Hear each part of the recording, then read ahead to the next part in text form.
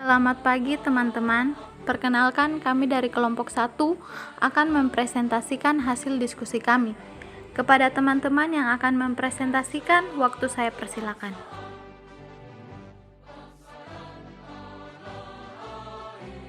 Konsep yang pertama adalah peraturan perundang-undangan sebagai produk hukum, bukan merupakan produk politik semestinya, ditempatkan sebagai norma yang digali bersumber pada kemajemukan bangsa Indonesia, kaya akan budaya, nilai, dan pluralisme hukum.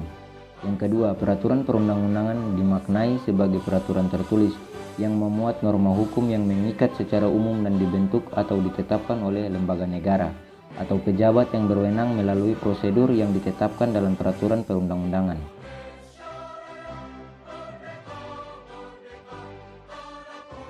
Realita proses pembentukan aturan perundang-undangan. Realita proses pembentukan aturan perundang-undangan terdiri atas 4 bagian. Pertama, berdasarkan pasal 20 ayat 1 Undang-Undang Dasar Negara Republik Indonesia tahun 1945 atau UUD 1945, kekuasaan untuk membentuk undang-undang atau UU ada pada Dewan Perwakilan Rakyat atau DPR.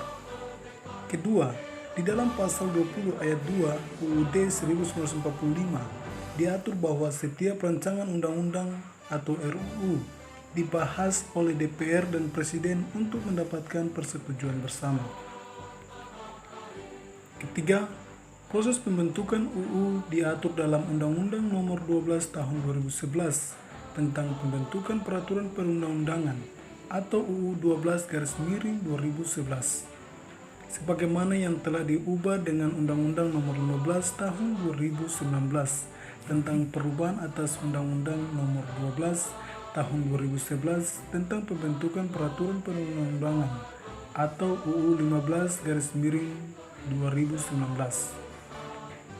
Keempat, selain itu, proses pembentukan UU juga diatur dalam Undang-Undang Nomor 17 Tahun 2014 tentang Majelis Permusyawaratan Rakyat, Dewan Perwakilan Rakyat, Dewan Perwakilan Daerah, dan Dewan Perwakilan Rakyat Daerah atau UU MD3 dan perubahannya berdasarkan pasal 10 ayat 1 UU 12/tahun 2011.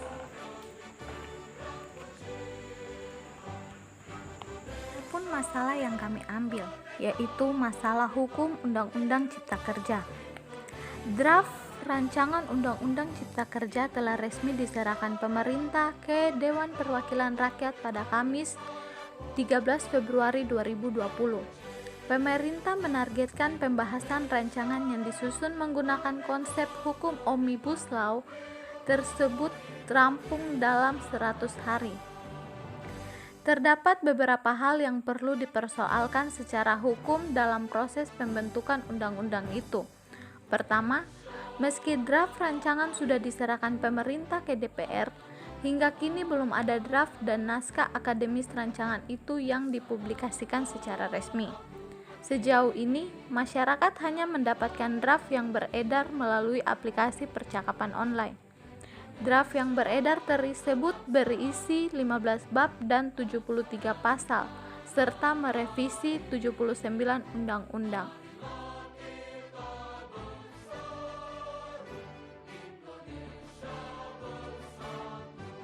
Solusi adalah berdasarkan pembahasan di atas dapat disimpulkan bahwa peraturan perundang-undang adalah sebagai produk hukum yang dapat mengimplementasikan nilai-nilai Pancasila.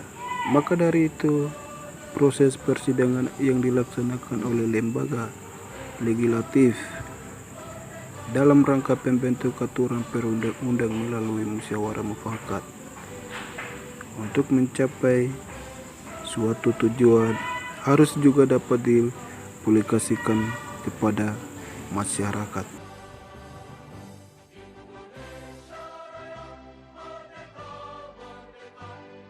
Sekian presentasi dari hasil diskusi kami. Terima kasih.